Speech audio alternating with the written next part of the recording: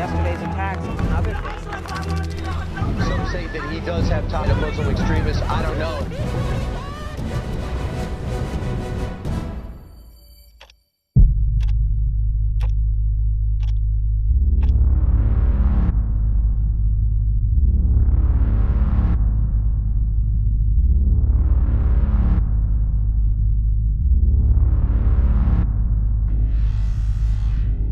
The deadliest weapons of mass destruction. Nuclear arms are posing an existential threat to humankind. Atomic weapons were designed not to discriminate, just obliterate whatever there is in a massive area, such as a large city. They have been made and stockpiled around the world, but despite calls for their annihilation, there are still thousands of warheads ready to be used. Every day that goes by without an atomic blast is a lucky day for all of us. The international community experienced the horrors of nuclear attacks decades ago. However, as it seems, the world has not truly learned a lesson from the massive loss of lives in nuclear attacks.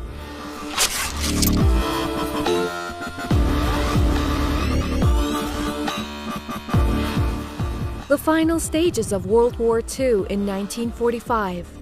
U.S. Air Force preparing to drop the 4,000-kilogram uranium bomb codenamed Little Boy on the Japanese city of Hiroshima.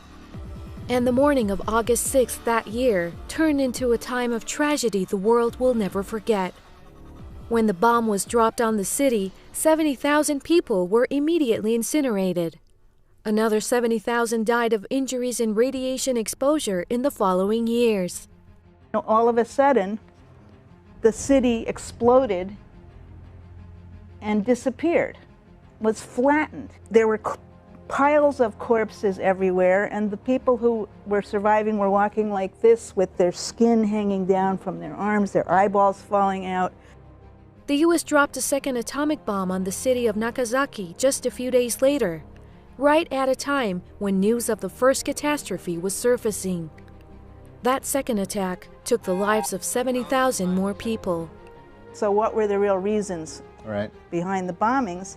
Well, the bombings might be considered the opening shot in the Cold War. It was the U.S. signaling the Soviet Union that it had this terrible new weapon and don't mess with us. 7 decades on, the United States, Russia, Britain, France, and China, which are the permanent members of the UN Security Council, all possess numerous nuclear arsenals. These 5 countries are recognized as nuclear weapon states under the Treaty on the Non-Proliferation of Nuclear Weapons, or NPT. The United States and Russia have over 90% of all nukes worldwide, with over 14,000 warheads. America, which is the only country to have used nukes against another nation in history, still has the biggest number of deployed warheads, with 1,920 bombs ready to be used. India, Pakistan, and North Korea also possess nuclear weapons, but have not joined the Non-Proliferation Treaty. Israel, which developed nuclear weapons in the 1960s with Western assistance, is the only possessor of nukes in the Middle East.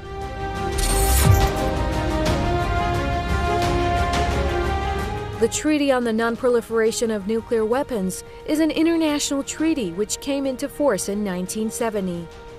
Almost all UN member states, including the 5 nuclear weapon states, have joined the treaty.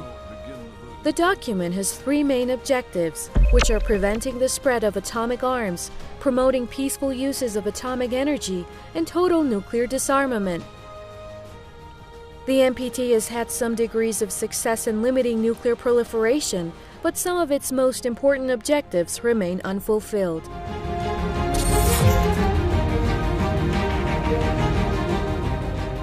This is Los Alamos National Laboratory in the U.S. state of New Mexico. Nuclear weapons scientists and researchers are busy designing new bombs and working on ways to improve existing atomic warheads. Such activities have been on the rise in the United States because former President Barack Obama authorized a nuclear modernization program in the 2016 federal budget. During a major speech in Prague in 2009, Obama had promised that his administration would work toward a world without nuclear weapons. First, the United States will take concrete steps towards a world without nuclear weapons. put an end to Cold War thinking, we will reduce the role of nuclear weapons in our national security strategy and urge others to do the same. But years later, Obama's go-ahead to the modernization program paved the way for a planned $1 trillion overhaul of America's giant nuclear arsenal over the next 3 decades. The costly program is aimed at modernizing warheads and nuclear weapons delivery systems, including missiles, strategic bombers, submarines, and targeting systems, as well as research and development. U.S. President Donald Trump has said he wants the American arsenal to be expanded and be top of the pack. What he was very clear on is that the United States will not yield its supremacy in this area to anybody. That's what he made very clear in there. Trump has also criticized the New START treaty that limits the number of deployed U.S. and Russian nuclear warheads. The massive U.S. modernization plans are seen as a clear violation of the NPT, which requires the nuclear weapon states to move toward complete disarmament. The United States is not the only nuclear power seeking to upgrade its deadly arsenal. Its close ally Britain is renewing its Trident nuclear weapons system. Trident, which became operational in the 1990s, has 3 components: submarines, missiles, and warheads. The Campaign for Nuclear Disarmament warns that the total cost of replacing Trident will go up to over $200 billion. This is 5 times more than government's estimates. Renewing Trident will be enormously expensive, biggest take on public expenditure for a single decision that this country has faced for many, many years. And also, it won't make Britain safer. Other countries that possess nuclear weapons, including Russia and China, have their own modernization programs on the agenda and seem absolutely unwilling to give up their nukes. That's perhaps because they feel threatened by America, which has used atomic arms against another nation and keeps spending hefty amounts of money to boost its nuclear forces.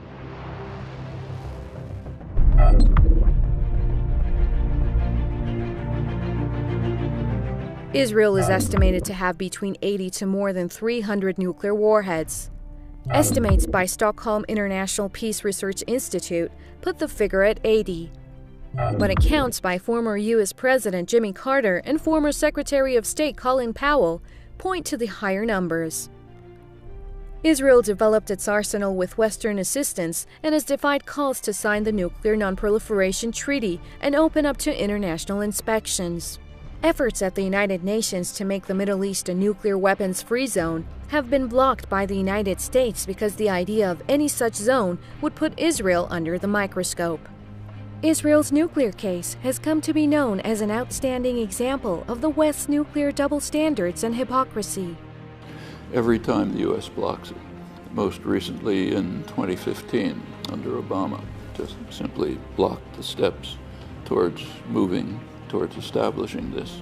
That's extremely significant. For one thing, it threatens the Non-Proliferation Treaty. The commitment of the Arab states to the NPT is conditioned explicitly on moves to establish a WMD-free zone in the region. And it's kind of striking that the U.S., and of course the reason the U.S. blocks it is totally obvious. It's to protect Israel's nuclear weapon system from inspection. Israel's nukes pose a grave risk to international security, given the regime's hostile policies in the region and its repeated wars on regional countries and the Palestinians.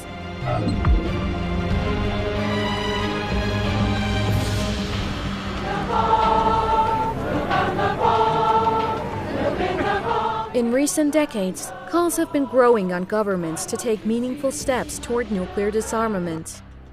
Anti-nuclear arms campaign groups have been growing in number and popularity across the world.